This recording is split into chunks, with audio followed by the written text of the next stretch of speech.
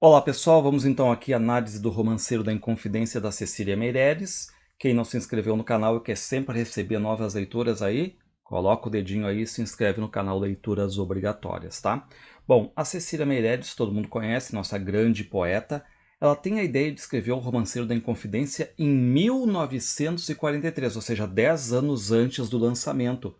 E ela foi até Minas Gerais, ela foi lá no local, visitou os principais locais da Inconfidência Mineira, ou seja, ela foi no local in loco mesmo, e ela acaba estudando muito o tema. Ela não vai chutar as coisas ali, porque ela vai partir de uma pesquisa histórica, uma pesquisa profunda, minuciosa, detalhista. Por quê? Porque ela sabe que ela vai mexer com detalhes importantes de uma coisa que aconteceu realmente, que foi a Inconfidência Mineira, né? E tudo que aconteceu dentro dessa questão no Brasil. E só em 53 daí a obra vem a público. E é uma grande obra, uma obra maravilhosa, tá? Um dos pontos altos da nossa literatura. E a Cecília Meirelles, todo mundo conhece ela como poeta, e foi dentro do modernismo brasileiro que ela acaba se destacando, mas com uma ideia assim de resgate de uma poesia mais clássica, de um simbolismo. Ela foi neossimbolista, ela foi totalmente presa a uma lírica do passado, ou seja, ela foi muito musical, simbolista. Ela gostava de usar também metrificação, ritmo, rima às vezes ou não, mas a musicalidade sempre presente na Cecília Meirelles. E ela também usou temas clássicos, como a questão da efemeridade da vida, a efemeridade das coisas, a passagem do tempo, a valorização da transcendência. Então, o que ela fez? Ela fez uma poesia de tom filosófico, de tom reflexivo, uma poesia universalista, tá? Enfim, essa era a Cecília, a nossa poeta, a nossa grande poeta. Só que quando ela decide escrever, então, algo sobre a Inconfidência Mineira, ela está procurando o quê?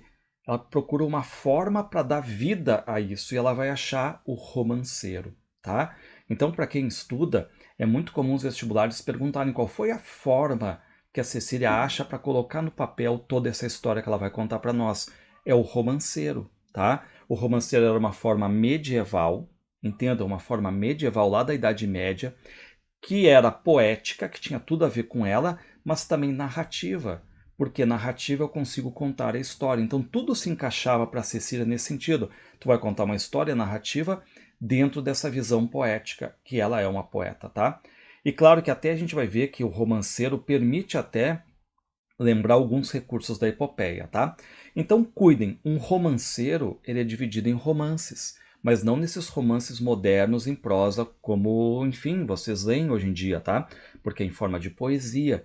E o romanceiro, então, cuidado, é uma composição poética popular lá da Idade Média, que ela resgata. Por quê? Porque mistura narrativa e poesia, tá? E vai recuperar em pleno modernismo brasileiro. A própria Cecília comenta a obra, reparem. Por que eu escolhi o romanceiro, essa forma medieval? Porque teria a vantagem de ser narrativo e lírico, entendam, pessoal? Consegue contar uma história e ao mesmo tempo ser o quê? Poético. De entremear a possível linguagem da época à linguagem dos nossos dias. De não podendo reconstruir inteiramente as cenas, também não as deformar inteiramente. De preservar aquela autenticidade que ajusta a verdade histórica, o halo, o brilho das tradições e da lenda. Muito bem, vocês têm aqui então a estrutura do romanceiro, tá? Lembrando que o romanceiro ele tem 85 romances. Só que além dos 85 romances, ele tem partes que introduzem, finalizam muitas vezes, tá? Como por exemplo, vai ter 5 falas, 4 cenários, uma imaginária serenata e um retrato, além dos 85 romances. E é legal aqui que nós vamos ter uma voz narrativa, que é esse eu lírico, que vai abrir para dar voz a outros personagens. E esses personagens são tanto anônimos, ou seja, desconhecidos, quanto personagens clássicos conhecidos da nossa história, tá? Então entendam, interessa também nós darmos uma olhada nessa voz de personagens que são marginalizados, que são excluídos de grandes, digamos assim, da grande história, tá? Contada. Então vai ter bêbado falando, vai ter velhas, vai ter ciganas, tá? Então é importante a gente ver também essa voz dos desconhecidos, dos anônimos, tá? O livro ele é muito musical, vocês vão ver, eu vou estar aqui contando vários e vários, tá? Já peguem caneta, já peguem papel, façam as anotações de vocês, porque a gente vai passar pelos romances, pelas cenas importantes. Então vocês vão ver que ao eu contar gruda no ouvido, assim, com aquele ritmo, aquela questão bem musical, por vezes tem rima, por vezes não tem rima. A Cecília, ela meio que fica indiferente a esse processo de métrica, mas a gente vê que em alguns momentos predominam os versos de 7 sílabas, os heptassílabos, em outros momentos os versos de 5 sílabas, os pentassílabos, tá? Mas o que importa nela é a musicalidade, certo? Então lembrando, a gente está num gênero lírico, aqui a obra é lírico e narrativa, tem todo esse viés histórico, esse estudo dela, e ainda vai conter, digamos assim, elementos épicos, no sentido assim de adotar um grande tema, que foi Inconfidência Mineira, um tema coletivo, resumir cenas, ou seja, ela coloca algumas cenas ali, ela não explica, e cabe a nós, leitores, ir buscar essas informações por fora, ou quem conhece apenas complementa mentalmente, tá? Então vamos começar aqui então esse resumo da obra Romanceiro da Inconfidência. Nós temos a parte 1, que é uma fala inicial, reparem, ela não é numerada ainda, é uma fala inicial, e aqui mostra o eu lírico quase como se fosse a Cecília Meirelles, mas a gente sabe que é a criação de um eu lírico, de uma voz do poema, que está querendo obter, assim, digamos, algumas respostas. E esse eu lírico, essa voz que vai nos narrar aqui, vai resgatar um episódio que estava esquecido, claro, né, passados o que, 100 e tantos anos, que era Inconfidência Mineira. Reparem, não posso mover meus passos por esse atroz labirinto de esquecimento e cegueira em que amores e ódios vão. Pois sinto bater os sinos, percebo o roçar das rezas, vejo o arrepio da morte, a voz da condenação. Ou seja, é como se o eu lírico estivesse passeando pelo local e sentindo tudo isso, né? Como se fosse a própria Cecília visitando os locais da Inconfidência, como realmente ela fez, e querendo buscar inspiração para compor esse romanceiro aqui, tá? Então esse eu lírico vê as prisões, ouve vozes, a angústia dos que viveram isso aí, ouve o barulho dos cavalos, os soldados, os oratórios, e aí vem a dúvida, tá? Quem ordena, julga e pune, quem é culpado e inocente.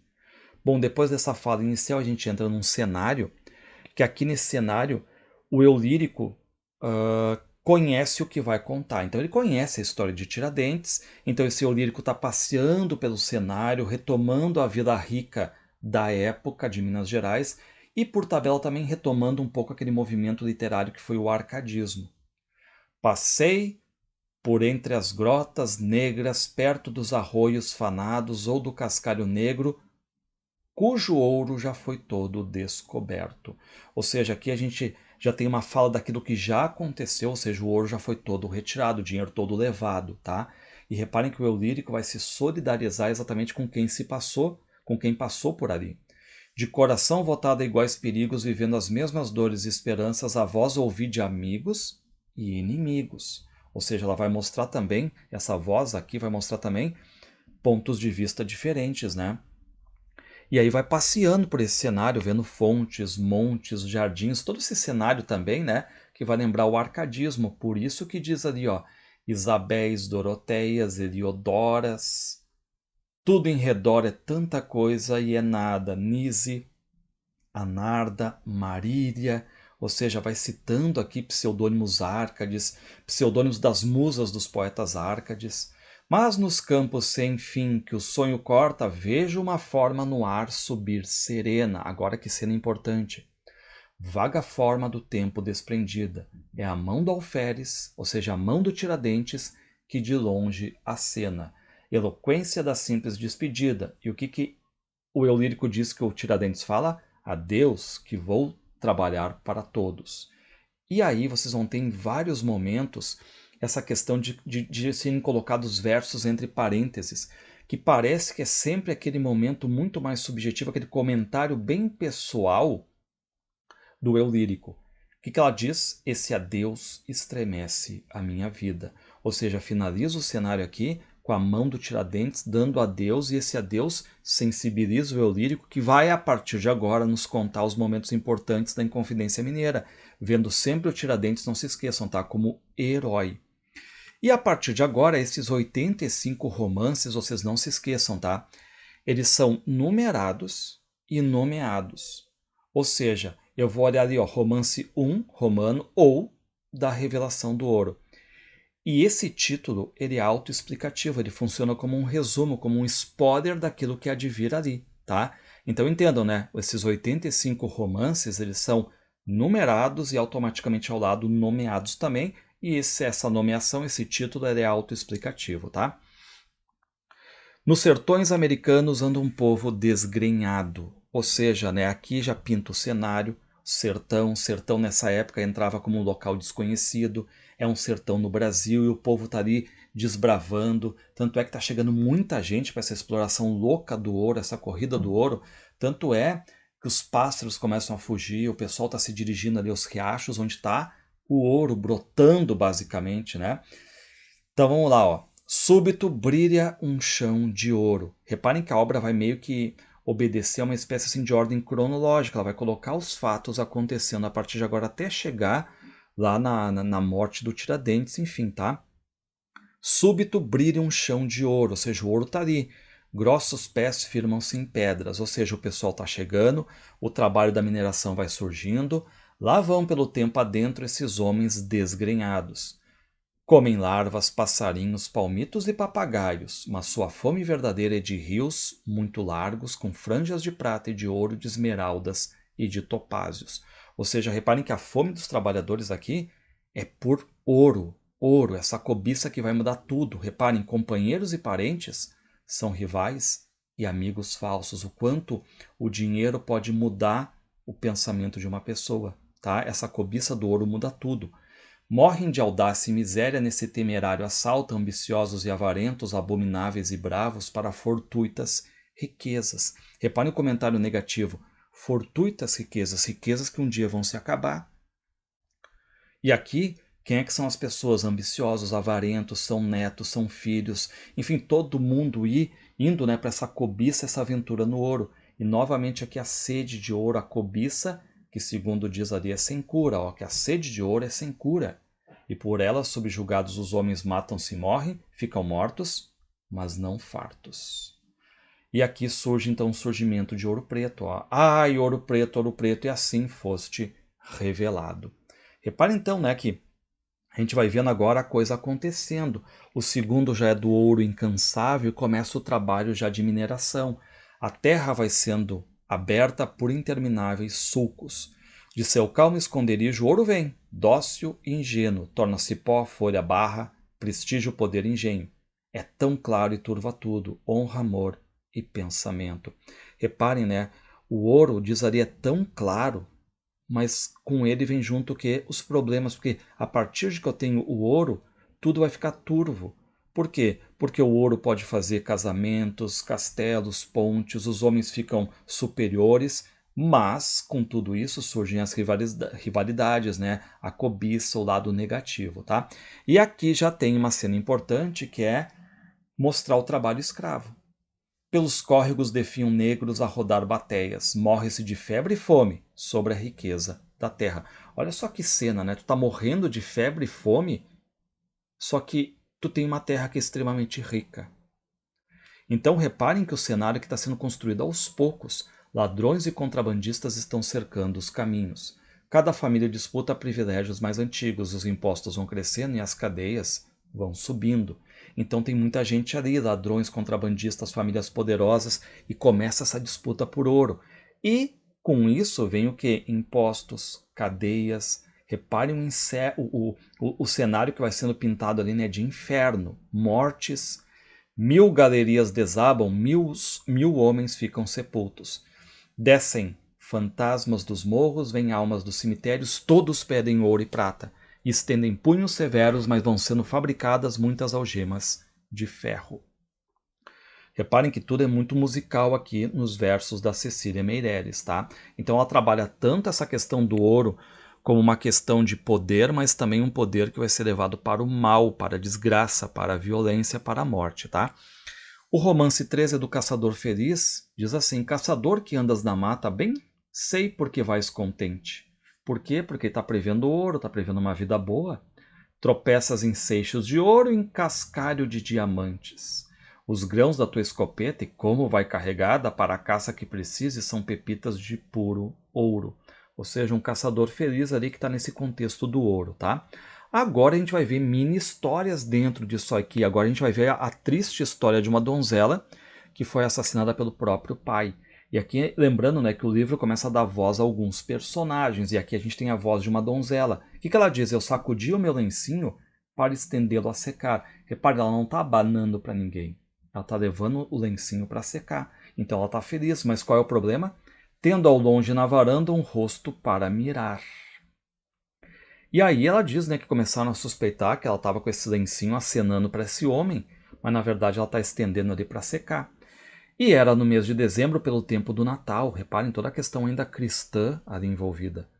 Tinha o amor na minha frente, tinha a morte por detrás, porque desceu meu pai pela escada e feriu-me com seu punhal.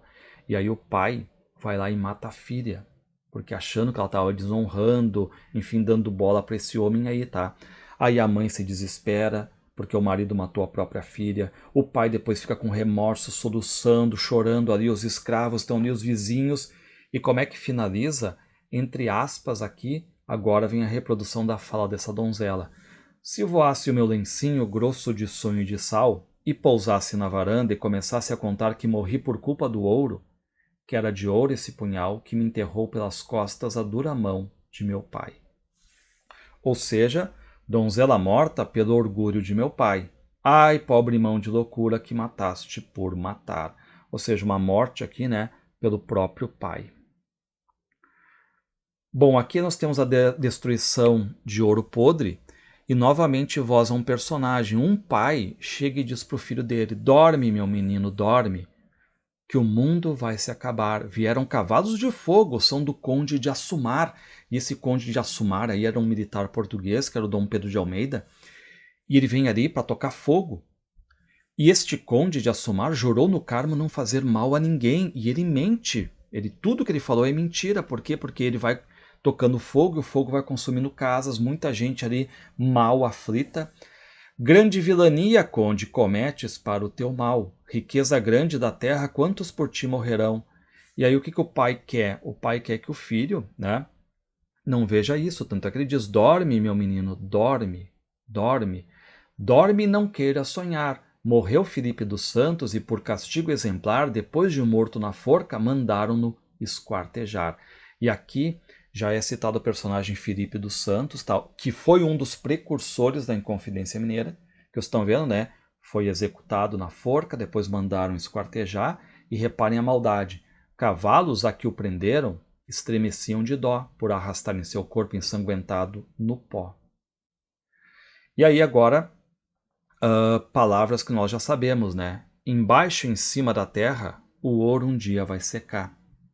Porque a gente sabe muito bem que o ouro ele não é igual uma plantação, que eu vou lá, planto, colho e volta. Ouro não dá para plantar. Se eu tirar da terra, já era. Tiro uma vez, já era. Tá? Então esse aviso, né, de que por isso que são riquezas fortuitas, vão acabar. Toda vez que um justo grita, um carrasco vem calar. Quem não presta, fica vivo. Quem é bom, mandam matar.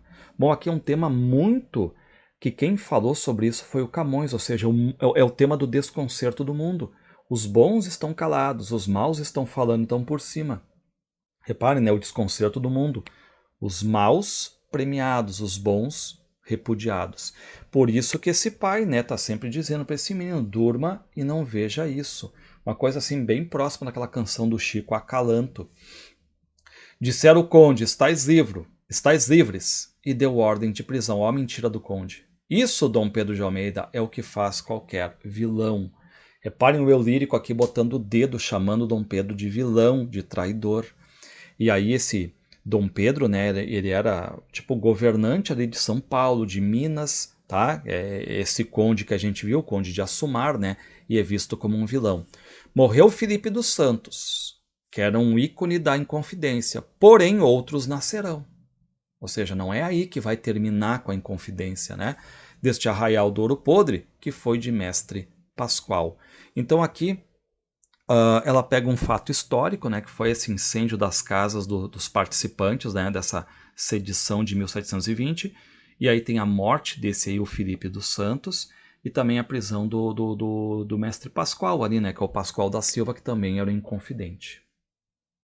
Bom, agora nós temos a transmutação dos metais, e aqui é uma história que aconteceu também, que é dos quintos falsificados, ou seja, enviam ouro para Portugal, só que esse ouro é trocado por chumbo, fazem um golpe em Portugal, tá?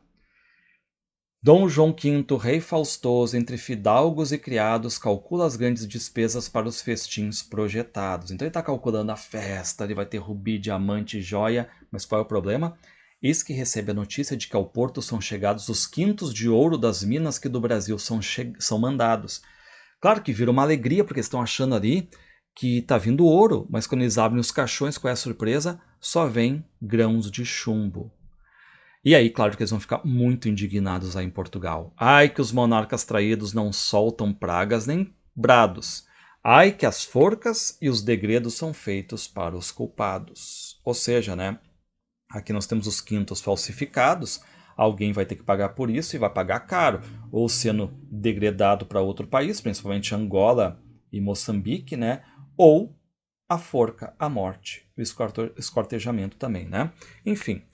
Ai que o monarca procura os que vão ser castigados. Sebastião Fernandes Rego, esse aí, o Sebastião, que era o provedor dos quintos, ele que foi acusado, né, de desviar essas arrobas de ouro aí trocando por chumbo. Ah, ele trocar em grãos de chumbo ouro nos caixões selados.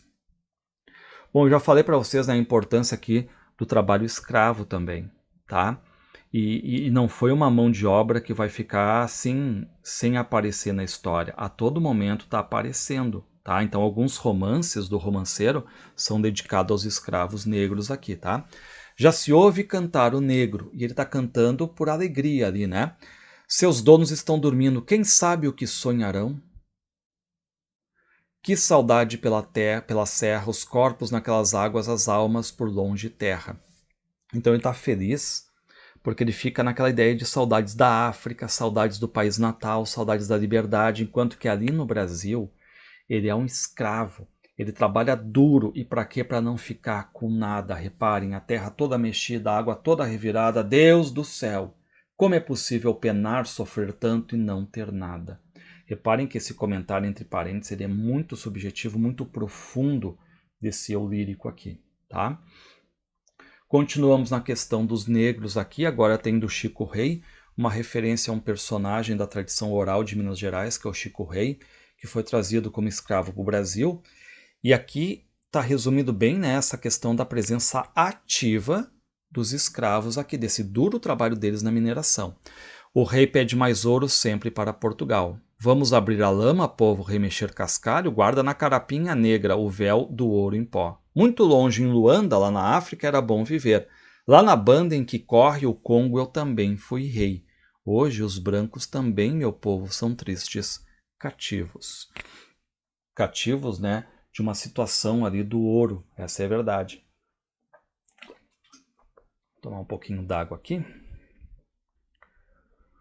Bom, aqui nós temos o romance de Vira e Sai, porque os negros acabam elegendo a Santa Efigênia, tem uma fotinho ali, né, como a santa protetora, fazem culto a ela. Então ela que vai dando força aos escravos, vai animando eles, tá? A ideia de que é a santa que transformou toda essa montanha em ouro. Santa Efigênia, princesa núbia, ou seja, africana, desce as encostas, vem trabalhar. Santa Efigênia, princesa núbia, pisa na mina do Chico Rei. Santa Efigênia fica invisível entre os escravos de sol a sol. Ouvem-se os negros cantar felizes. Reparem como se ela fosse ali, né?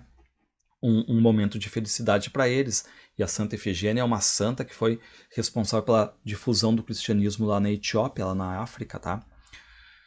Santa Efigênia, princesa núbia, sob a ladeira, quase a dançar, o ouro sacode dos pés do manto, chama seus anjos e vira e sai. Ou seja, ela está protegendo ali, né, o símbolo de felicidade para os escravos, tá? Aqui nós temos o da donzela pobre, e ela sabe que os parentes dela, ela é pobre, mas ela sabe que os parentes dela estão em busca do ouro. Ou seja, aquela questão da cobiça também. Donzelinha, donzelinha, dos grandes olhos sombrios, teus parentes andam longe pelas serras, pelos rios, tentando a sorte nas catas em barrancos já vazios. Ou seja, essa corrida do ouro. De repente, esses parentes da donzelinha já foram, já é tarde, já não tem tanto ouro assim, tá? E aí esse eu lírico tá pedindo para essa donzelinha rezar por todos ali, tá?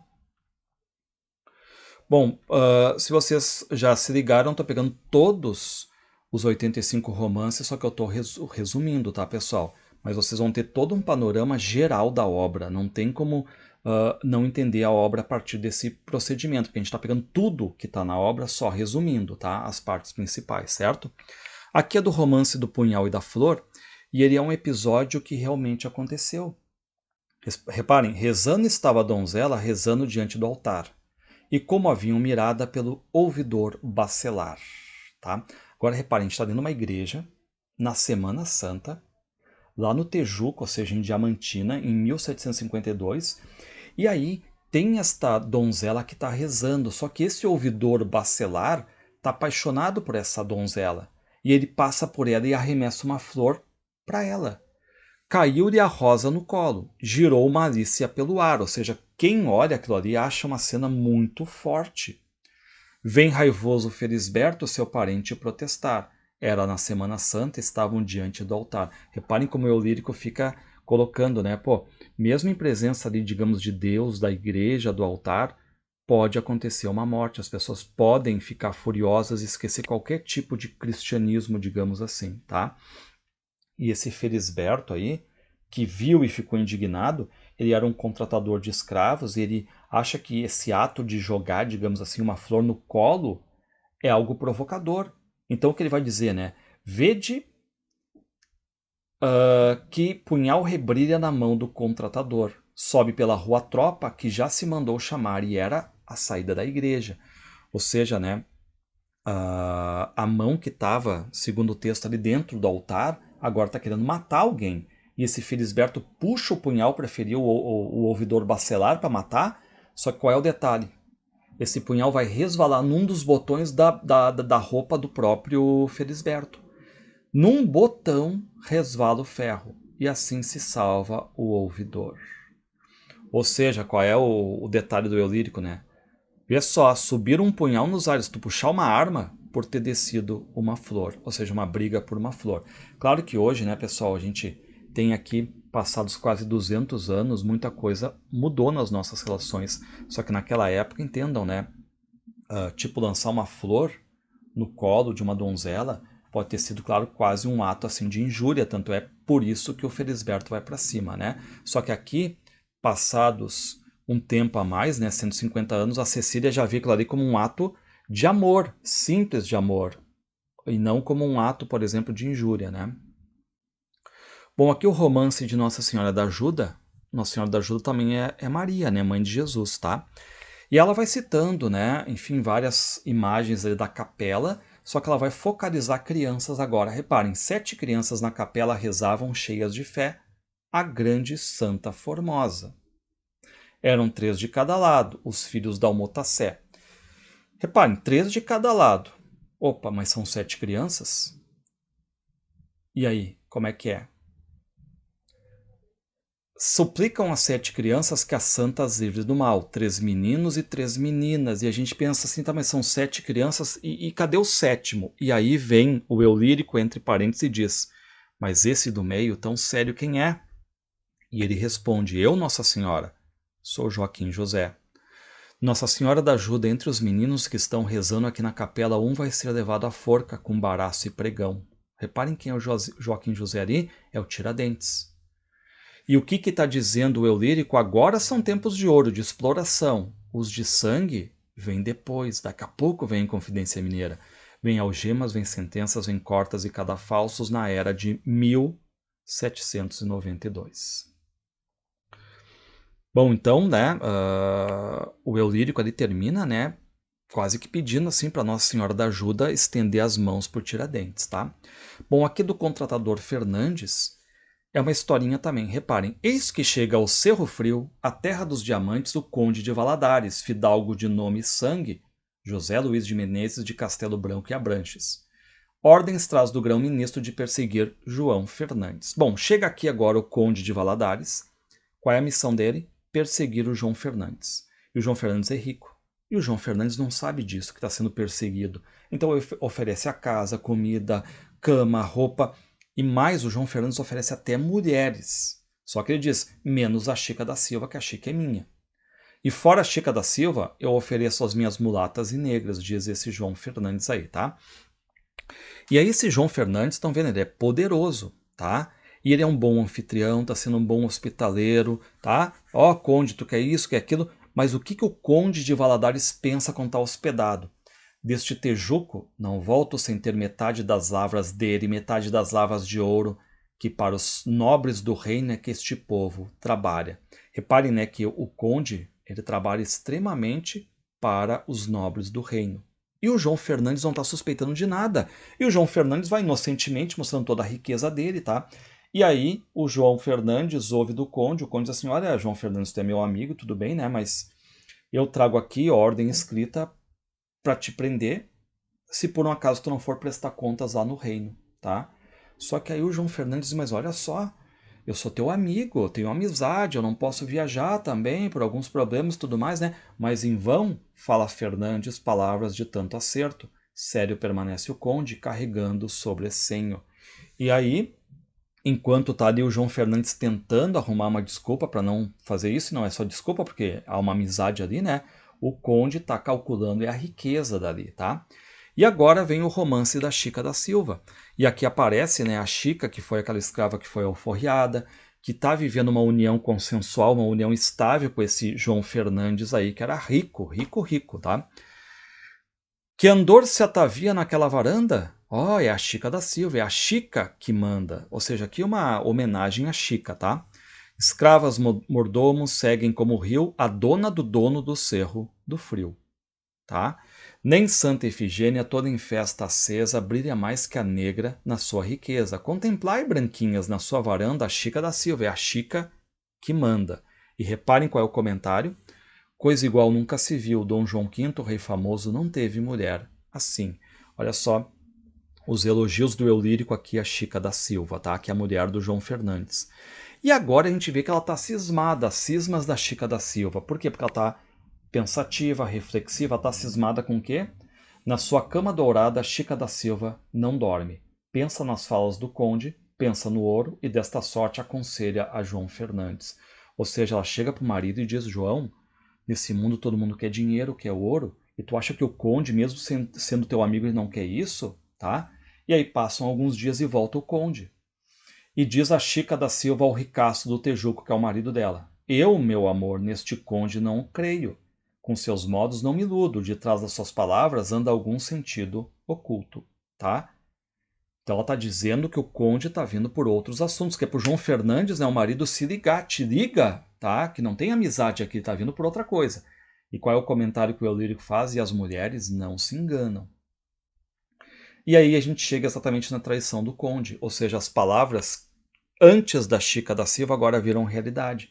Nós vamos ter a traição do conde, o conde chega ali, tá? E a Chica sabe já que ele vem por maldade, né? Vamos a ver se minha fala, diz a Chica, né, fala a verdade ou fala a mentira. E aí ele vem ali e está levando o João Fernandes. Por que me levais, amigo? Era a voz de João Fernandes. Dei-vos o ouro que quisestes, dei tudo, tudo mais, né? E por que tu está me levando a partir de agora? E o conde diz, ordens são que hoje recebo. Fala o conde muito fingido. Padece por vós meu zelo. De um lado, o dever de amigo, mas de outro, a lealdade ao reino. Não tenho o que fazer. E o João Fernandes vê que ele agora está perdido e vai se lembrando agora das palavras da Chica da Silva.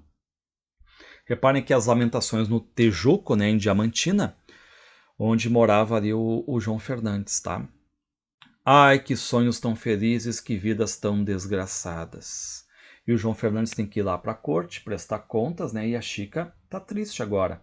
Ai, que o coração não mente, maldito o conde, maldito esse ouro que faz escravos, esse ouro que faz algemas. Bom, aí tem os velhos do Tejuco, tá? Aonde ainda vai chegar o dia de nos virem perguntar quem foi a Chica da Silva que viveu neste lugar?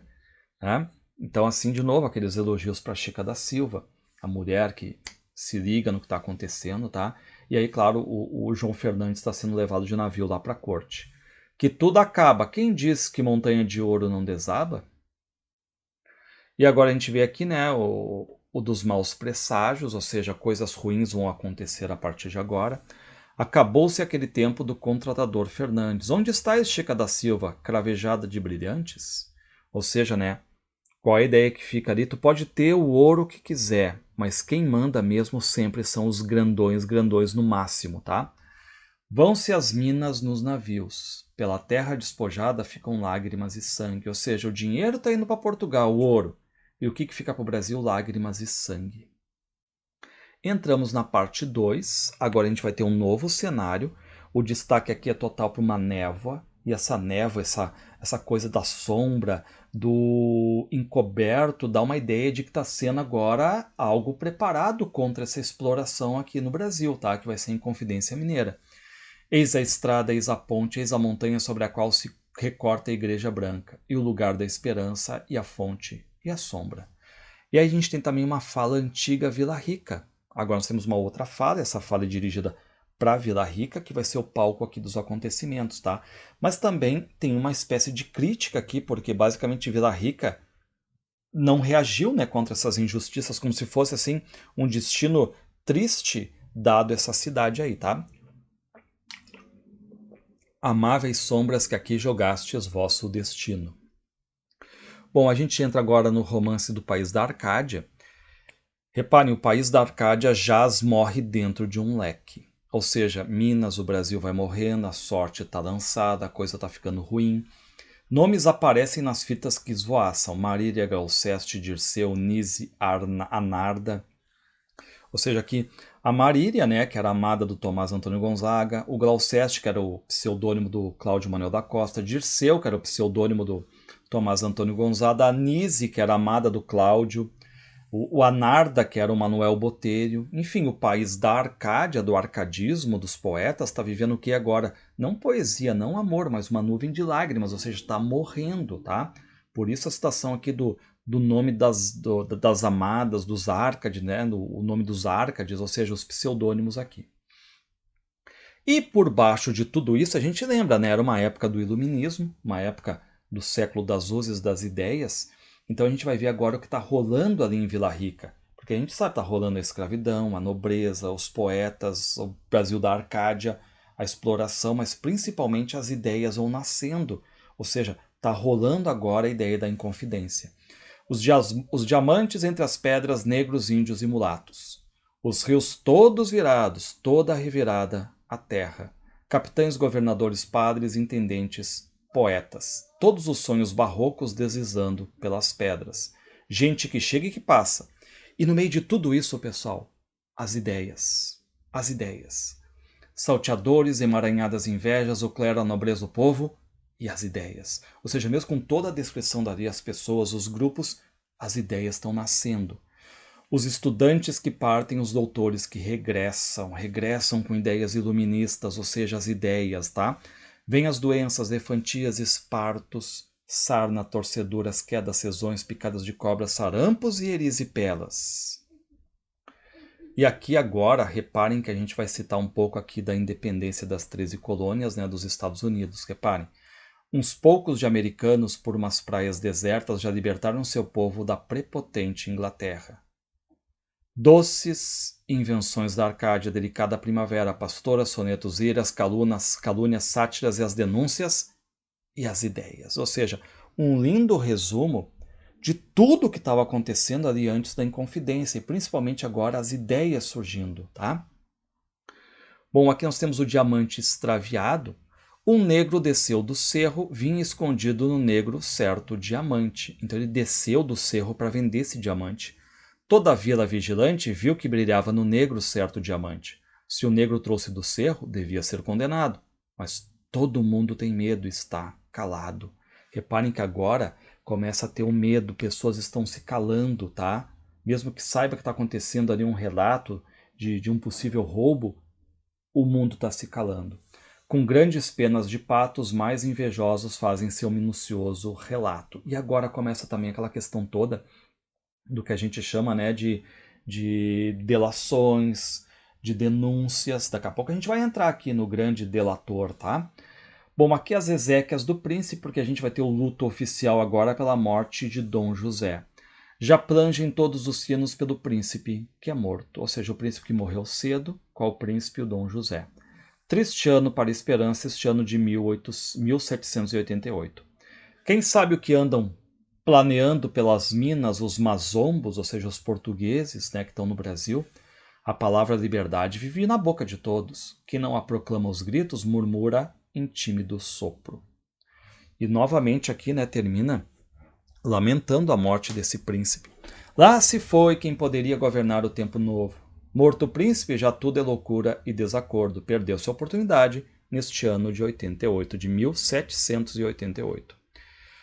Bom, agora uma das partes mais bonitas do livro, né, a fabricação da bandeira, tá? O pensamento sobre a bandeira. Atrás de portas fechadas, à luz de velas acesas, brilham fardas e casacas junto com batinas pretas. Uns são os reinóis, uns mazombos, e pensam de mil maneiras, mas citam Virgílio e Horácio, e refletem e argumentam, falam de minas, impostos, de lavras e de fazendas, de ministros e rainhas e das colônias inglesas. Ou seja, né, estão pensando numa possível inconfidência a partir de agora, tá? Se a derrama for lançada, a levante, com certeza. Então derrama esse imposto cobrado.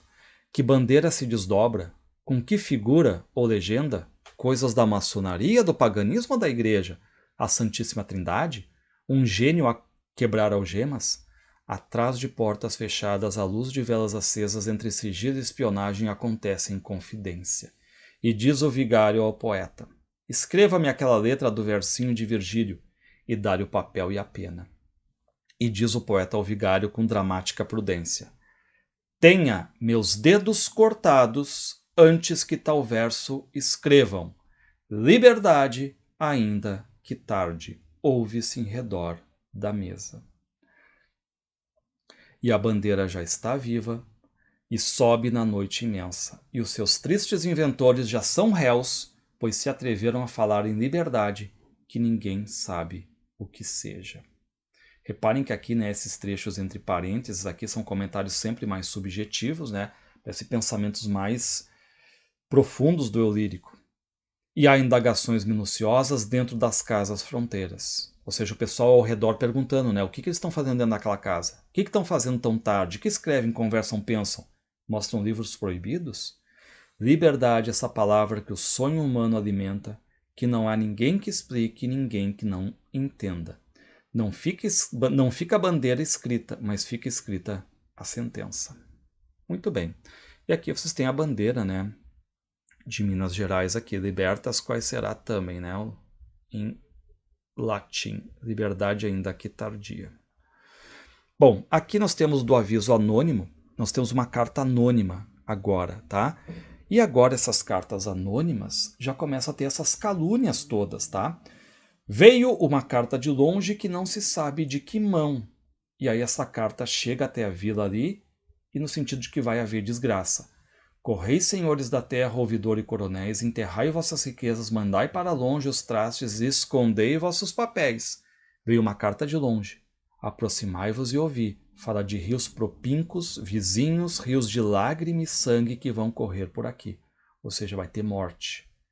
Calúnia por tudo quanto é lugar. Suspeitas. Parece que vão ser presos os grandes, os poderosos, os donos deste lugar.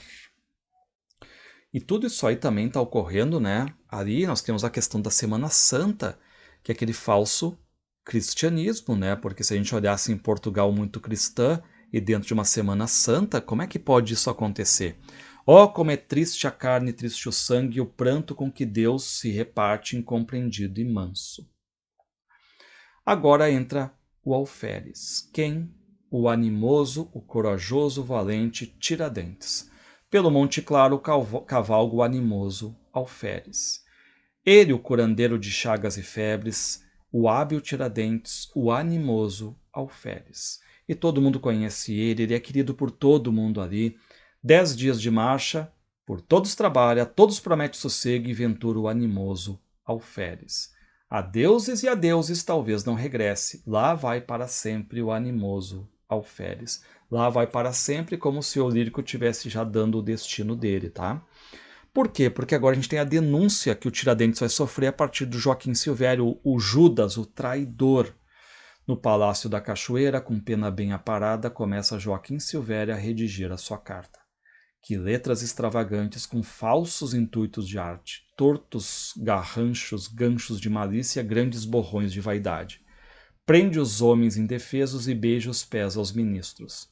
E delatar um levante pode dar lucro bem alto, porque ele vai pedir muitas coisas, né, por essa denúncia, por entregar quem são os inconfidentes ali. Cada recurvo penacho é um erro de ortografia, pena que assim retorce e deixa a verdade torcida. E aí nós temos as velhas piedosas. O papel aceita o que os homens traçam, o poder das palavras, e lá ficam presos na viscosa trama os padres, os poetas, os sábios, os ricos e outros. E aí vem o comentário. Ai de quem na sua casa se deixa estar, sem supor que no Rio de Janeiro saltou da cela o traidor. Quem é o traidor? Joaquim Silvério. E agora a gente tem o riso dos tropeiros, ou seja, quando o Tiradentes passa, e o Tiradentes passa dizendo que vai libertar a terra ali, os tropeiros começam a rir dele. Passou um louco montado, passou um louco a falar que isto era uma terra grande e que a ia libertar. E agora a gente tem mais tropeiros também, tá? E aí, né, o Tiradentes passa pelos tropeiros, passa por todo mundo dizendo, pessoal, Portugal está levando nosso ouro, está levando nosso cobre, está levando nossa riqueza, mas eu vou libertar. E o povo aqui sempre pobre. Por aqui passava um homem, Tiradentes, e como o povo se ria, que não passava de alferes de cavalaria. E o que o Tiradentes diz? Faremos a mesma coisa que fez a América Inglesa, ou seja, os Estados Unidos, a independência, tá? Liberdade, ainda que tarde, nos prometia. Dizem que agora foi preso não se sabe onde. Ou seja, o Tiradentes está ali, né, falando de esperança, de liberdade, e agora tem a questão da prisão dele.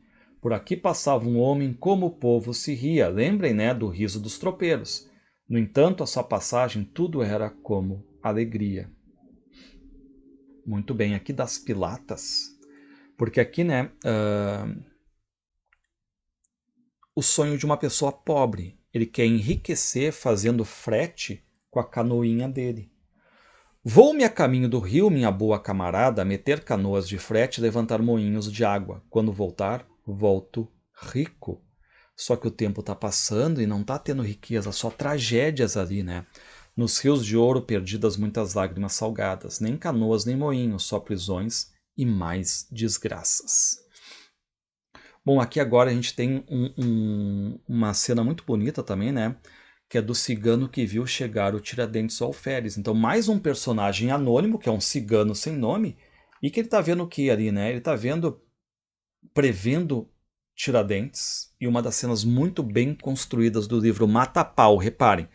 Não vale muito o Rosílio, o cavalo do Tiradentes, mas o homem que vem montado, embora venha sorrindo, traz sinal de desgraçado. Reparem, né? O cigano já tentando prever o futuro. Parece vir perseguido, sem que se veja soldado atrás. Deixou marcas no caminho como de homem algemado. Então, a todo momento, fala da felicidade dele, da liberdade, mas que tem coisa atrás, que ele vai ser preso. Fala e pensa como um vivo, mas deve estar condenado. Tem qualquer coisa no juízo, mas sem ser um desvairado. Vejo que vai ser ferido e vai ser glorificado. Entendam, né? Até hoje Tiradentes ficou um mártir nacional, né? Ao mesmo tempo sozinho e de multidões cercado, correndo grande perigo e de repente elevado, ou sobre um astro divino ou num poste de enforcado.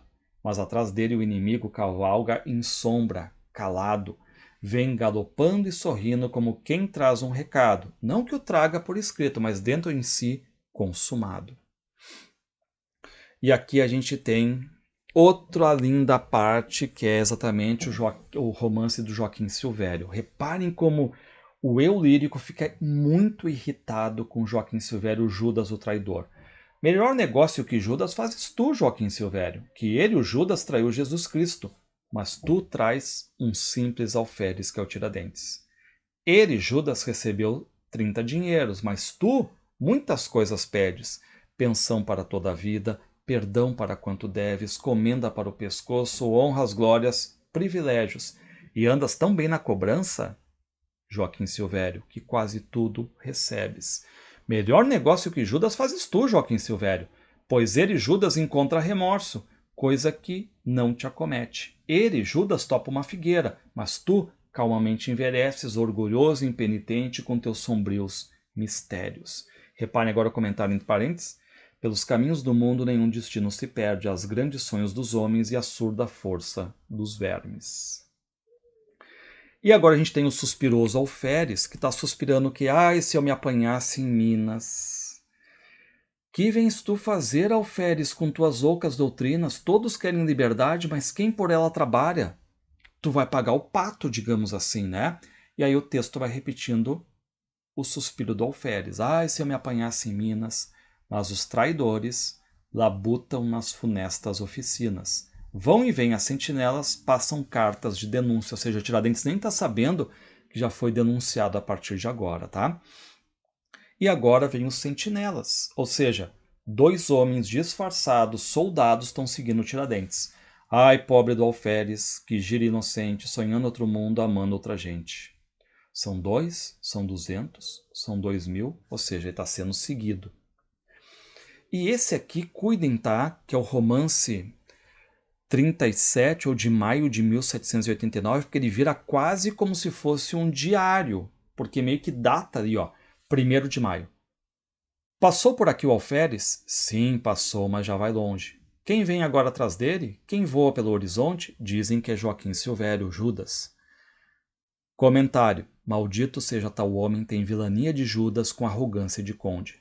Mesmo na Semana Santa esteve escolhendo os nomes dos que vão ser perseguidos. Olha o falso cristianismo aí. 9 de maio. Toda a cidade já sabe que o alferes Tiradentes anda fugido. 10 de maio, noite escura, duros passos, já se sabe quem foi preso.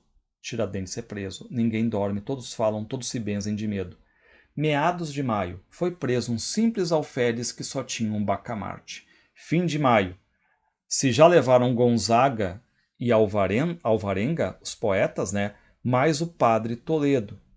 Se a Cláudio Manuel da Costa mandam recados para que se esconda a tempo, ou seja, 2 poetas já foram presos, mais o padre Toledo, o Cláudio ainda não, tá? Por aqui brilhava a Arcádia, o arcadismo com flores, versos e idílios, só que agora não mais, agora é só prisões. Um tempinho aqui só para uma água. Agora vem o romance do embuçado. Surge um mascarado ali para avisar, né, o Tiradentes, tipo, que vai ser preso. Homem ou mulher, quem soube, tinha o chapéu desabado. Era o embuçado. Fidalgo, escravo, quem era? De quem trazia o recado? Fugi, fugi, que vem tropa, que sereis preso e enforcado. Desapareceu na fonte? Era o embuçado. E quem era? Homem, mulher, mandado por quem? Quem era? Era a morte que corria? Era o amor com seu cuidado? Era o amigo? Era o inimigo? Era o embuçado. Agora aqui nós temos o romance do Francisco Antônio, que era um fazendeiro, um minerador. Estava na Inconfidência Mineira também, vai ser preso. Ele falava muito rápido, tinha o apelido de Come-lhe os milhos, tá? Tão gordo que vale por 4, o Come-lhe os milhos. O apelido dele, tá? E sítios imensos, e imensos escravos, e pratas e louças, e roupas, e móveis, e espelhos dourados. Ele quer saber. Haverá derrama, haverá levante, já mandou recados, conspira, organiza, anda em sobressalto. E diz: quem não mente, não é boa gente. É o come-lhe os milhos que irá para Angola, no degredo, ruminar cuidados. Ou seja, vai ir para Angola aqui. Aqui nós temos o romance do alferes Vitoriano, que era o único mulato do grupo ali dos Inconfidentes, tá? Vitoriano tem cuidado, de hora em hora a sorte muda, ou seja, onde ele passava ele estava sendo interrogado, então muitas denúncias estão surgindo ali. E aí o que fala esse alferes Vitoriano? Eu, senhor, vou nesta pressa para as bandas de Mariana. Tinha no bolso uma carta e um recado na cabeça. Puxa o lenço, limpa a cara, calha o papel, vê se a letra. Vitoriano, se te agarram, terás de cumprir sentença. Ou seja, né, esse alferes aí, ele está querendo entregar, né, a mensagem sobre essa questão toda, né, da prisão do Tiradentes e tudo mais, né? Enfim, ele quer ter contato exatamente com os inconfidentes. Tanto que o eu lírico diz, se te agarram, tu vai ter que cumprir sentença, tá? Mas para o que vim é tarde, e ele ou está preso ou está morto, ou seja, nem dá tempo de entregar a carta aqui, tá? E aqui a gente tem dos delatores agora. Pensem assim, ó, tu vai deletar alguém, tu vai delatar alguém, né? Tu vai então conspirar, tu vai fazer uma calúnia, tá? Só que aí tu não diz assim, eu vi. Diz assim, alguém me falou que essa pessoa tá no meio. Quem foi? Não sei, alguém que ouviu de alguém. Então é assim que começa, ó. O que andou preso me disse que dissera o carcereiro que dissera o capitão. Ou seja, dentro daquela questão, ouvi de alguém que ouviu de outro alguém. Digo que me disse o preso que de outro já o tinha ouvido, que ouvira de outro. Ou seja, um passando a bola para o outro, ninguém assumindo, né? Eu digo por ter ouvido que os filhos do reino em breve cativos aqui serão. Ou seja, reparem, né? Um delator chega. O que eu ouvi foi que os portugueses que estão no Brasil serão presos daqui a pouco aqui dentro do próprio Brasil, tá? Então tu vai caluniando ali. Então, se ninguém os escreve, aqui deixo por escrito os nomes que adiante vão. Haja ou não haja delito, esses nomes assinados. Então ele está entregando ali, né? Mais alguns nomes dos inconfidentes, tá? Bem delator mesmo, tá? Agora vem o sapateiro Capanema, que é quem tem voz agora. E esse sapateiro aí, o que aconteceu? Ele bateu numa taverna, ele queria beber, mas ele não foi atendido. Então, o taverneiro estava ali dentro da casa dele, nem abriu. Então ele fica ali na frente, na rua, falando com os amigos dele, só que ele vai falar alto. E qual é o problema, né? Quando ele está falando alto, outras pessoas ouvem e vão começar a falar, olha, aquele sapateiro Capanema falou isso, isso, isso, a notícia vai se espalhar. O que ele diz? Estes branquinhos do reino, ou seja, os portugueses, nos querem tomar a terra, porém, mais tarde ou mais cedo, os deitamos fora dela. Disse o sapateiro Capanema essas 4 verdades. E o que disse ficou dito, cada qual à sua moda repete o que tinha ouvido. O taverneiro, a mulata, o capitão e os vizinhos. Ou seja, o taverneiro ouviu, a mulata, o capitão, os vizinhos ouviram o que o sapateiro Capanema falou, tá? Isso vai se espalhar e o sapateiro vai ser preso. Nem sabia do levante, mas hoje acho que é preciso. Se eu só, por 4 palavras, me vejo metido na cadeia, né, no fundo desta cadeia aqui, ou seja, ele foi preso porque estava espalhando boatos sobre, digamos, uma expulsão dos portugueses no Brasil. E olha só o lamento dele. Eu fui bater uma taverna no Arraial de Matozinhos e, resultado, vim parar numa cadeia, para fim desconhecido. Agora ele está esperando a sentença dele. 4 disse, 4 palavras, né? E logo foram mais de 4 vezes 4, ou seja, aquele poder da fofoca. Tu falou para uma pessoa, a outra pessoa ouviu, já falou e assim vai circulando, tá? Aqui nós temos as conversas indignadas. E aqui repare, né, que apesar de muitos outros, tá, estarem metidos no meio da inconfidência, o que acontece? Agarraram-se somente os que foram indicados. E aqui, essa crítica, né, de como tu consegue, se tu tiver dinheiro, comprar justiça. Não há nada que convença quando escrivães e juízes trocam por vacas paridas, por barras de ouro largadas as testemunhas que servem de fundamento às sentenças. E quem é que vai pagar por tudo isso? Esse que todos acusam é o alferes Tiradentes, ou seja, o que vai servir de Cristo, como se diz, tá? Bom, aqui agora a gente tem uma testemunha falsa, ou seja, uma testemunha que está ali. O que pedirem para ele falar, ele vai falar. Tudo que ele falar é mentira. Repare que ele diz: que importa quanto se diga? Para livrar-me de algemas, ou seja, para eu não ser preso, até meu pai acusaria. Como vou pensar nos outros? Eu penso em mim, tá? Se querem que eu falo, eu falo. E mesmo sem ser preciso, minto, suponho e asseguro. Ou seja, uma testemunha falsa. É só saber que palavras desejo de mim e eu as falo. E aqui é aquela justificativa para as mentiras, ó. Há mais prêmios neste mundo para o mal do que para o bem. Direi quanto me ordenarem, o que soube e o que não soube. Ou seja, mesmo que ele não sabe, ele vai mentir ali, tá? Que os heróis chegam à glória só depois de degolados. Todo coberto de medo, juro, minto, afirmo, assino, condeno. Ufa, mas eu estou salvo. Para mim, só é verdade aquilo que me convém. Ou seja, aquilo que é bom para mim, tá? Então, o que essas testemunhas falsas fazem para se livrar de uma acusação e tudo mais? Mentem, acusam, tá? Dizem o que as autoridades querem ouvir.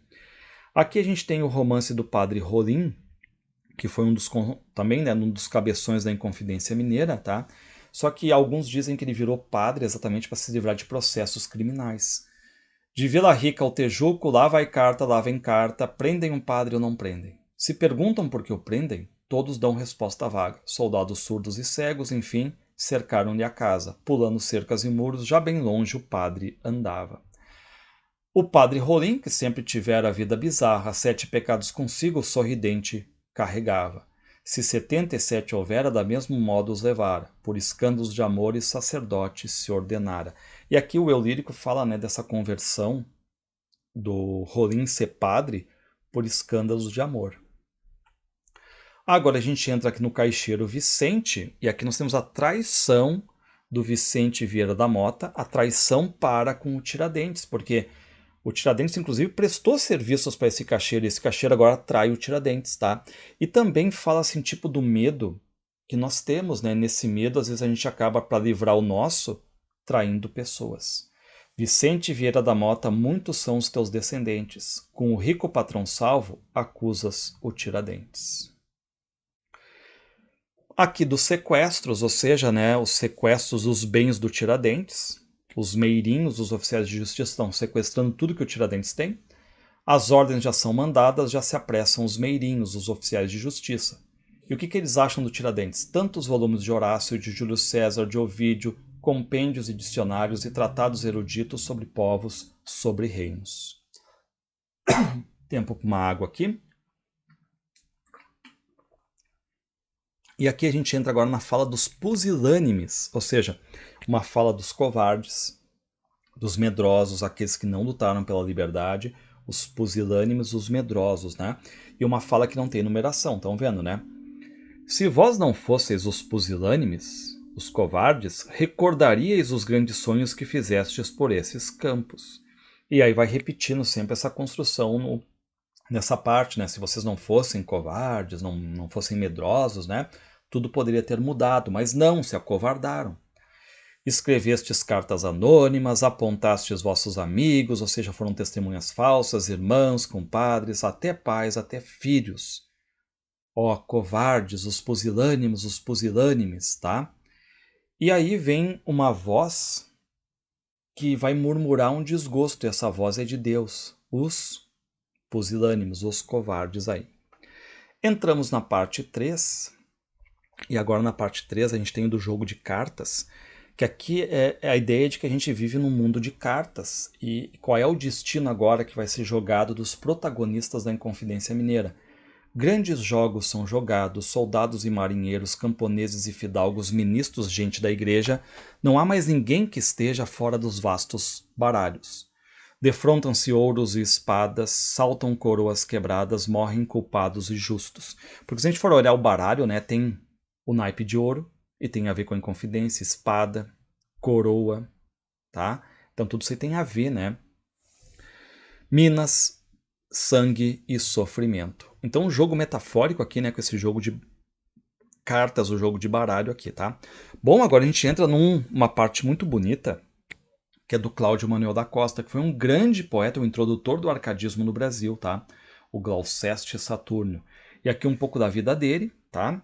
Que fugisse, bem lhe dissera o embuçado, que não tardava a ser preso, que já estava condenado.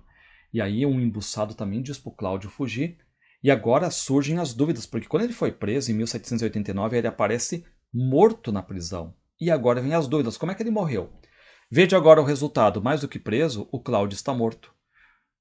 Numa estante reclinado e com o pescoço metido num nó de atiro encarnado. E isto é o que conta o vizinho que ouviu falar o soldado. Ou seja, a pergunta é, foi suicídio? Mas aí surge uma outra possibilidade. Mas do corpo ninguém sabe, sumiu, anda escondido ou enterrado. Dizem que o viram ferido e não sufocado, de borco em poça de sangue por um punhal transpassado. Ou seja, ele foi então assassinado por um punhal? Ou dizem que não foi a tiro nem punhal atravessado, mas veneno que lhe deram na comida misturado. Foi envenenado?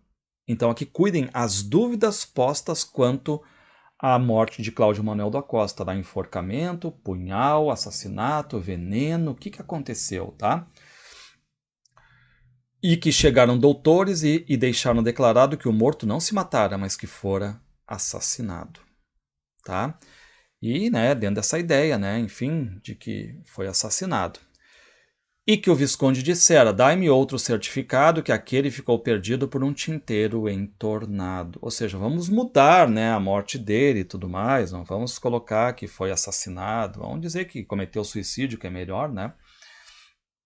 E agora, né, como é que a gente vai saber a verdade sobre a morte dele? E aí termina dizendo, ó, Cláudio Manuel da Costa era homem de muitas luzes, pelo povo respeitado, secretário do governo que vivia em grande estado, casa de 30 aposentos, muito dinheiro emprestado, e do velho João Fernandes, o dono do cerro, ele era afilhado. Então, como morreu? Mistério, né? Entre esta porta e esta ponte fica o mistério parado. Aqui, Glauceste Saturno, pseudônimo do Cláudio, morto ou vivo disfarçado, deixou de existir no mundo em fábula arrebatado, como arca de ultramarino, em mil amores enleado. Muito bonita aqui, né? A homenagem ao Cláudio, tá? E agora a gente vai para o Inácio Pamplona, que fala sobre o desaparecimento dele, que foi um delator dos Inconfidentes também, né? E bem no dia da morte do Cláudio Manuel da Costa, ele acabou desaparecendo. Por aqui passou Pamplona, homem de força e de orgulho, por aqui passou Pamplona, grande pressa, que se achara o doutor Cláudio morto nesse mesmo dia. Passou como um fugitivo e levava ao lado um vulto. Passou como um fugitivo, e talvez seu companheiro fosse o doutor Cláudio oculto. E a morte do Dr. Cláudio ninguém na vida explicava. Ou seja, né, tá fugindo ali talvez para não ser interrogado, o que aconteceu, né, com o Cláudio Manuel da Costa. E agora a gente está começando a ver as sentenças, tá? Como o título diz, né, a gente vai ver o julgamento, o que esses, enfim, né, rebeldes, segundo o governo da Inconfidência Mineira, vão ter que ter de sentença. Apodrecem nas masmorras juntas a culpa e a inocência. Já vem o peso da morte com seus rubros cadafalsos, e a justiça é mais severa com os homens mais desarmados, diante do sangue da forca e dos barcos do desterro. Ou seja, forca ou desterro, sai do Brasil. Tá? E agora tem o carcereiro, um tipo monólogo do carcereiro que está ali prevendo já a execução do Tiradentes. Cá para mim, acho que nesta história ela vai ter um mau fim. Aqui a gente já tem um trecho que apareceu no Enem, que são das palavras aéreas, ou seja, que o poder das palavras que servem para construir, mas também para destruir, tá? Pode construir o sonho e a vida de qualquer pessoa, mas também pode destruir o sonho de qualquer pessoa. Ai, palavras, que estranha potência vossa. Lembrem, né? Serviram para delatar. A liberdade das almas, ai, com letras se elabora. Ou seja, a Inconfidência Mineira eu posso fazer também com palavras. E dos venenos humanos só é a mais fina retorta, mas também para o mal. Frágil, frágil como o vidro e mais que o aço poderosa. Palavras frágeis e ao mesmo tempo são fortes. Estais no bico das penas, estais na tinta que as mole, estais nas mãos dos juízes, e sois o ferro que arrocha, e sois o barco para o exílio, e sois Moçambique e Angola. Os locais de colônia, né, portuguesa aqui para onde eram mandados os inconfidentes. Muito bem, aqui nós temos o... Vamos entrar a partir de agora no poeta Tomás Antônio Gonzaga, e aqui o enxoval interrompido. Aqui esteve o noivo, o Tomás Antônio Gonzaga, o Dirceu, de agulha e dedal, bordando o vestido do seu enxoval. Tá? Então a gente vai ver agora o enxoval que foi interrompido, né? Porque o Tomás Antônio Gonzaga, que era noivo da Maria Doroteia Marília, ele vai ser preso. E agora a gente chama o preso Gonzaga. Se antes já estava falando desse Tomás Antônio Gonzaga, a Gonzaga agora continua. Aquele magistrado que digno fora e austero, agora te parece criminoso. Inocente, culpado, enganoso, sincero? Ou seja, ele está preso, ele está cheio de angústia a partir de agora ali. Enquanto isso, os bens do Tiradentes estão sendo vendidos, tá? Estão fazendo um leilão. Arrematai o machinho castanho rosírio, custa 10.000 réis. Arrematai as esporas com seu jogo de fivelas, arrematai a fivela da volta do pescocinho. E aqui os vãos embargos, ou seja, em vão tentar, são inúteis a partir de agora, porque não vai dar em nada, são recusados, né? Os inconfidentes ali, os embargos, tá?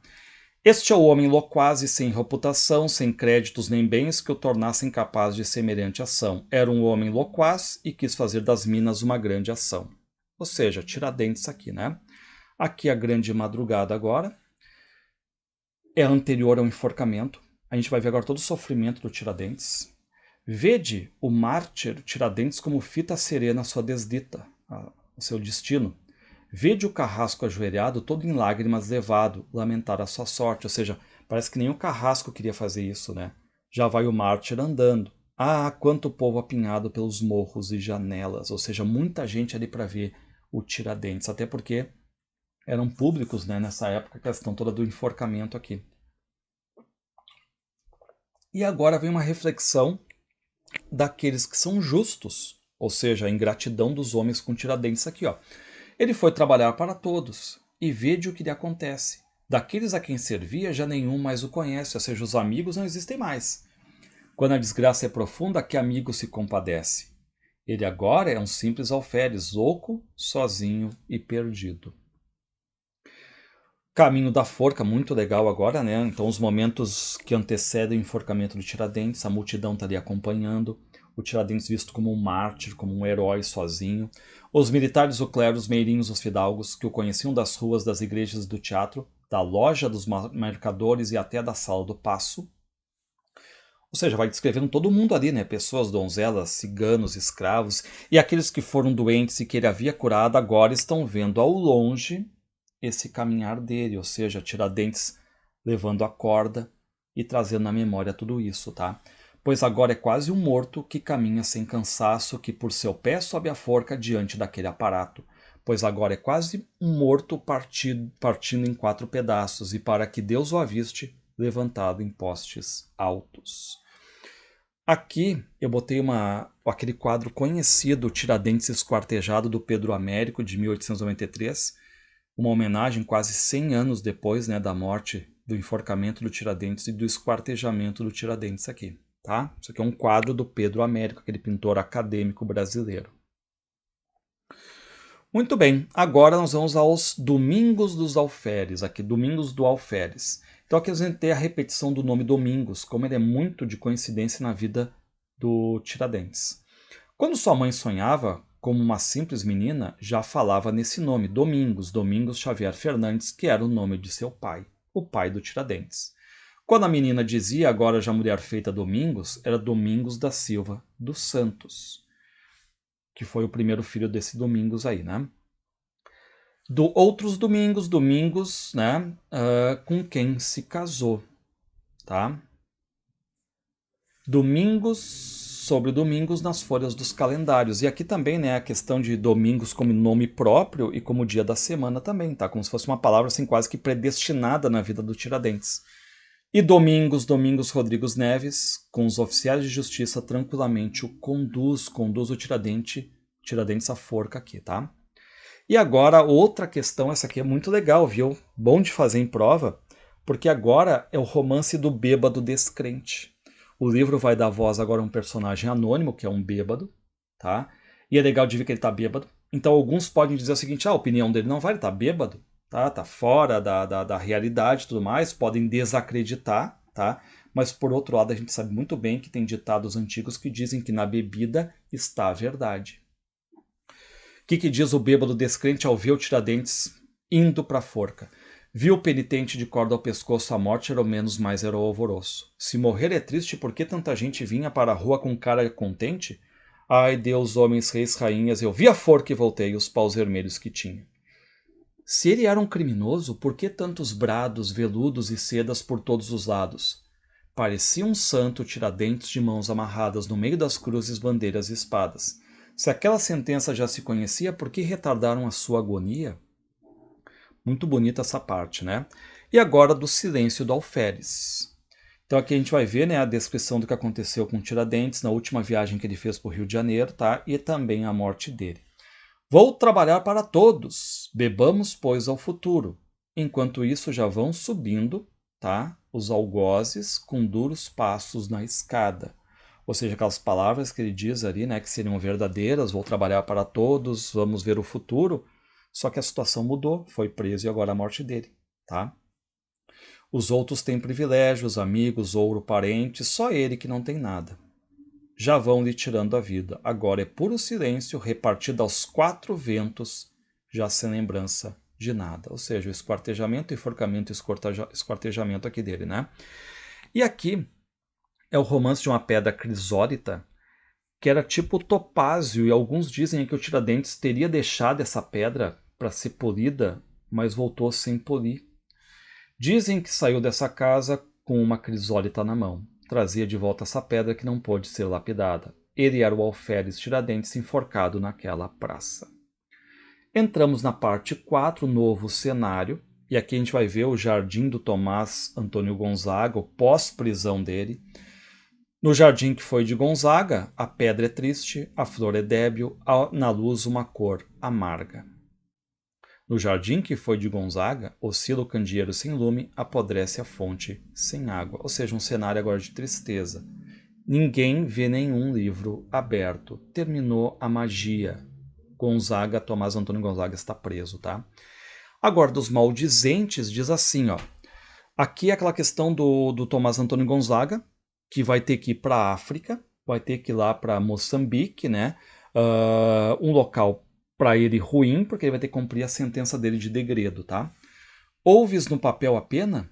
Tanto impou de namorado, e agora, quando se mira, vê-se um mísero coitado. Falta-lhe aquele desvelo da sua pastora terna. A pastora dele era a Marília, né? A Marília de Dirceu, tá?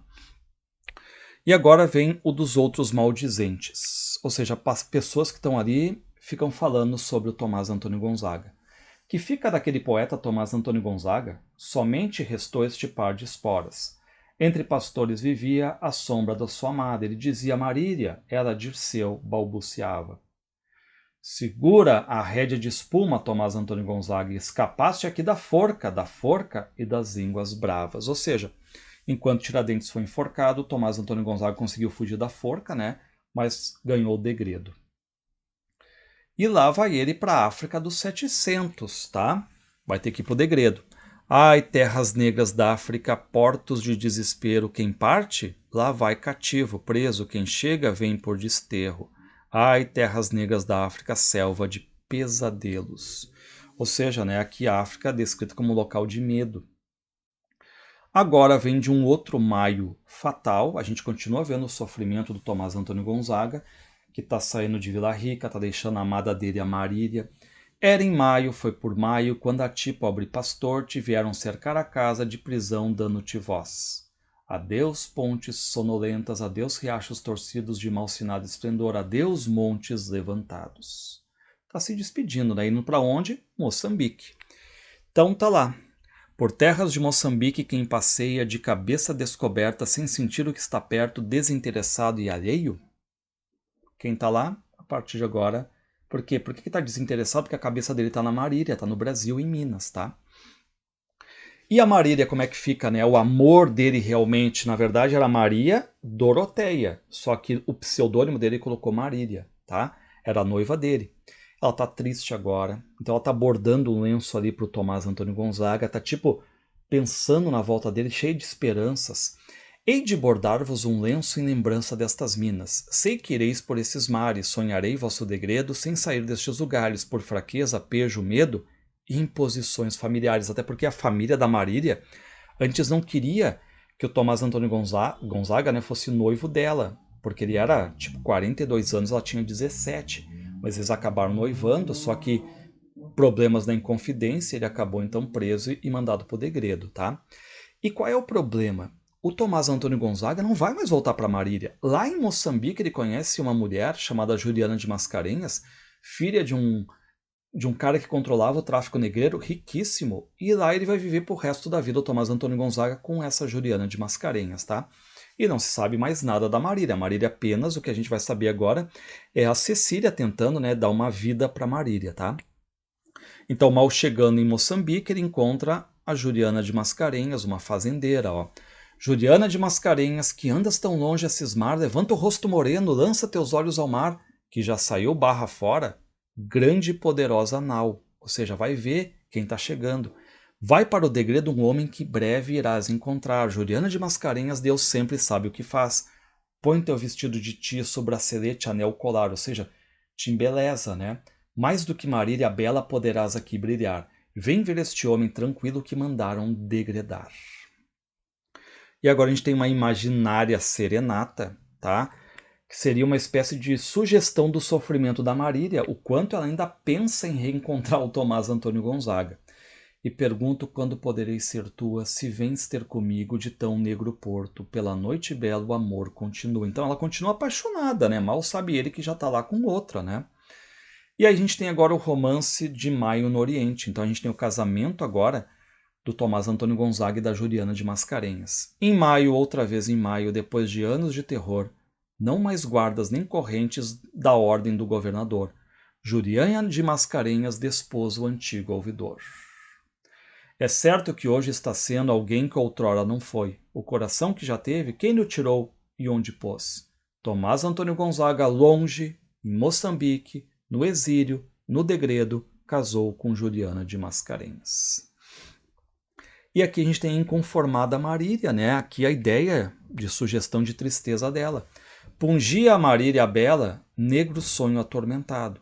Procurava o amor perdido, a antiga fala do amado, mas o oráculo dos sonhos dizia a seu corpo alado: Ah, volta, volta, Marília, tira-te desse cuidado, que teu pastor não se lembra de nenhum tempo passado. Ou seja, né, tipo, no sonho alguém chega e diz para ela: Marília, esquece, ele não volta mais, esquece teu amado. Não chores tanto, Marília, por esse amor acabado. Que esperavas que fizesse o teu pastor desgraçado, que tão distante, tão sozinho, em tão lamentoso estado? Então, não tem o que fazer, né? Era uma coisa normal que ele ia tomar lá. Então, para Marília, isso é muito forte, ela não quer acreditar nisso, tá?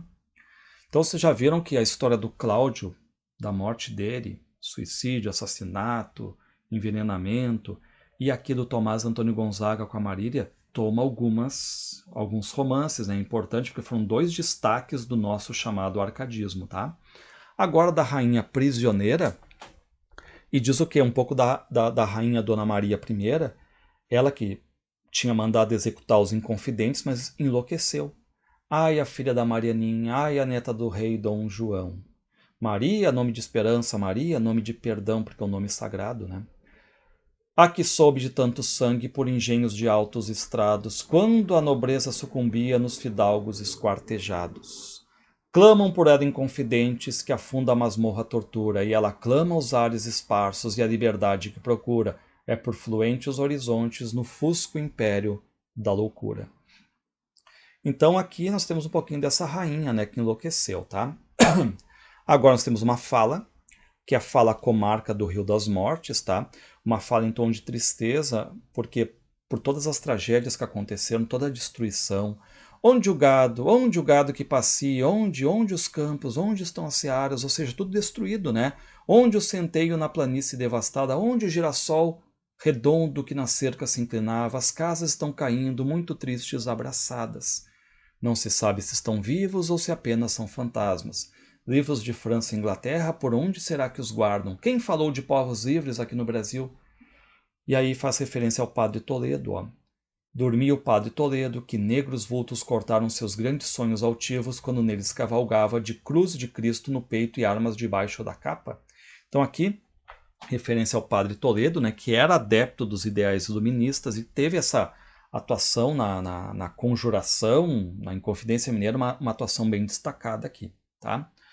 Agora a gente pega Dona Bárbara Eleodora, tá? Que era casada com um poeta chamado Alvarenga Peixoto, e esse poeta, o Alvarenga, foi exilado para a África. Então nós temos a separação e ela, a Eleodora, a Bárbara, vai enlouquecer. Diante da terceira chora porque é Bárbara Eleodora. E eu vejo a triste donzela toda em lágrimas e ruína, clamando aos céus em loucura a sua desditosa sina. Apaixonada que era, né? Agora está longe do marido. A fala do ouro fala, ou seja, o ouro falando. Ouro fala, ouro vem à flor da terra, Dona Bárbara Eleodora, como as rainhas e as santas sois toda de ouro, senhora. Ouro falavam de mais longe a morte e o medo. Então aqui quase essa personificação do ouro. Aqui da música de Maria Efigênia, e aqui, né, a Bárbara Eleodora, ela era casada, como eu falei, né, com o poeta ali, o Alvarenga Peixoto, só que eles tinham uma filha que era chamada de Maria Efigênia. Então agora aparece essa Maria Efigênia aí. Triste menina que estuda com tão penoso cuidado, tratada como princesa para que estranho reinado.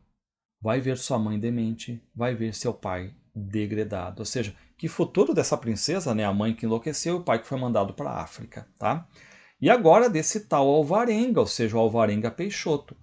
Veio por mar tempestuoso a residir nestas minas. Poeta e doutor, manejava por igual as leis e as rimas. E por inveja e por ódio, confusão, perversidade, foi preso e metido em ferros. Um homem de leis e de arte foi preso só por ter sonhos acerca da liberdade. Ou seja, mais um inconfidente aí, mais um poeta preso e mandado por degredo, tá? E sua mulher, a Bárbara Heliodora, tão bela, e sua mulher tão nobre, Bárbara, que lhe dizia a sua estrela do norte, nem lhe dirigia a vida, nem o salvava da morte. E aqui a gente tem a morte, né, da Maria Ifigênia. Se o Brasil fosse um reinado, poderia ser princesa, tal era a sua linhagem. Tá? Melhor que a desgraça é a morte, ou seja, a morte ali aliviando a desgraça dela. Tá? E aqui a gente tem o enterro da Bárbara. 9 padres vão rezando e com tristeza rezam atrás de um pequeno vulto mirrado corpo que levam pela nave além das grades e ao pé do altar mor enterram Dona Bárbara Heliodora. Então acrescentem, né, o drama do Tomás Antônio Gonzaga e da Marília, o drama do Cláudio Manuel da Costa, o drama do Alvarenga Peixoto, da esposa dele, a Bárbara Heliodora, né, e da filha Maria Ifigênia. Então, poetas com destaque aqui, tá? E a parte 5, a gente está encerrando então agora, né, o retrato da Marília em Antônio Dias. Então aqui a gente tem uma passagem de tempo, a Marília agora está mais velha, triste, quase morrendo, e como é que ela é vista? Essa que sobe vagarosa, lentamente a ladeira da sua igreja, embora já não mais o seja, foi clara na carada rosa, foi bonita anteriormente. Já não pertence mais à terra. É só na morte que está viva, você está quase morta em vida, né? Ajoelhada no pavimento que vai ser a sua sepultura. Então fala um pouquinho, né, de um futuro da Marília aqui, tá?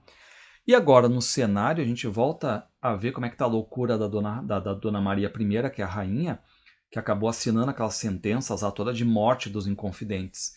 Sentada estava a rainha, sentada em sua loucura. Tá? Agora a gente vê o romance dos ilustres assassinos, ou seja, aqui uma crítica aos responsáveis, né, pela execução, os assassinos, pela condenação. Ó grandes oportunistas, sobre o papel debruçados, que calculais mundo e vida em contos, dobras e cruzados. Por sentenças, por decretos parecíreis divinos, e hoje sois no tempo eterno como ilustres assassinos. Aqui nós temos os passeios da Rainha Louca, né? Então, a loucura, o remorso dela passeando pela cidade. Entre vassalos de joelhos lá vai a Rainha Louca. Por uma cidade triste, que já viu morrer na forca, ai, um homem sem fortuna que falar em liberdade, Tiradentes. Ai, pobres inconfidentes duramente condenados, porque sombria sentença alheia à sua vontade. Dona Maria I passeia pela cidade. E ela vai agora, a gente vai ver, né, vai morrer. Relato da morte dela. Somente a voz do sino, grande, quebrada, está morta a rainha. Ai, a neta de João V, ai, a filha de Marianinha, tão gasta pela idade. Agora, olha só que legal, né? Nós temos aqui uma homenagem aos cavalos, porque eram muitos naquela época, né? Veículo de locomoção, e que viram tudo, são as testemunhas, participaram de tudo, né? Os cavalos aqui, ó. Eles eram muitos cavalos e guardavam no fino ouvido o som das catas e dos cantos, a voz de amigos e inimigos. Eles eram muitos cavalos, rijos, destemidos, velozes, entre Mariana e Cerro Frio, Vila Rica e Rio das Mortes. Eles eram muitos cavalos e morreram por esses montes, esses campos, esses abismos, tendo servido a tantos homens. Finalizamos aqui também com a Marília, o testamento dela, ó. Vai evocar o testamento dela, mostrando toda a tristeza dela, a morte próxima. Reparem que o último romance, 85, fala da Marília. Escreve, Marília, escreve seu pequeno testamento, na verdade, porque vive, se a morte é o seu alimento. Repartir-vos, reparti-vos, ouro de tantas cobiças. Triste Marília que escreve, tão longa idade sofrida para uma vida tão breve. Muitas missas, que a terra lhe seja leve. E aqui a gente termina exatamente com a fala dos inconfidentes mortos, ou seja, uma fala direcionada a quem? Não lá aos pusilânimes, aos covardes, mas agora termina com a fala aos inconfidentes mortos, ou seja, aos heróis. Agora tudo jaz em silêncio. Amor, inveja, ódio, inocência no imenso tempo se estão lavando. Mas no horizonte de que é memória da eternidade, referve o embate de antigas horas, de antigos fatos, de antigos homens. E fica a dúvida final agora. Quais os que tombam em crimes exaustos, quais os que sobem purificados, quem vai para o céu, quem vai para o inferno? E finaliza aqui esse grande livro lírico, narrativo sobre a Inconfidência Mineira, que é o Romanceiro da Inconfidência.